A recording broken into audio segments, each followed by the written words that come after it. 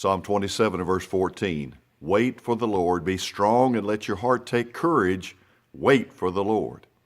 One of the things that I hate to do is waiting in the checkout line for the traffic light to change, for a wreck to be cleared on the interstate, waiting for others. I would imagine that if you could count all the time waiting in one's normal life expectancy, a person probably spends years waiting, yet the Lord tells us numerous times in His Word to wait. Abraham and Sarah were tested by having to wait on the child of promise. Israel was tried in the desert for waiting for food and water, and Jesus told His disciples after His resurrection to go into Jerusalem and there to wait for His promise. And here we are as believers today, and what does the Lord have us doing? Waiting on His return. What does it mean to wait for the Lord? I'm still learning that lesson, but let me tell you what I have learned. Waiting for the Lord does not mean idleness. It does not mean living in anxiety.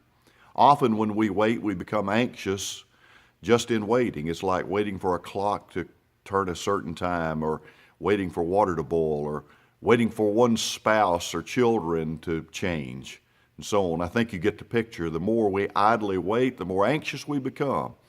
But the Lord does not want us to passively waste time. Philippians chapter 4, Paul writes, "Be anxious for nothing, but in everything through prayer and supplication with thanksgiving, let your petitions be made known to God." And so when the disciples were waiting for the promise of the Holy Spirit, the Scriptures recorded they were gathered together in the upper room, and they were not idly waiting. They were of one accord, and they were devoting themselves to prayer. They were preparing themselves for the coming of God the Holy Spirit. And so, my friends, this is what we're supposed to be doing, preparing ourselves for the return of Jesus. It seems like we're waiting so long.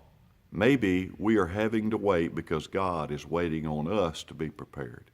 Get ready. Be about the Lord's work today. Wait on Him. God bless you.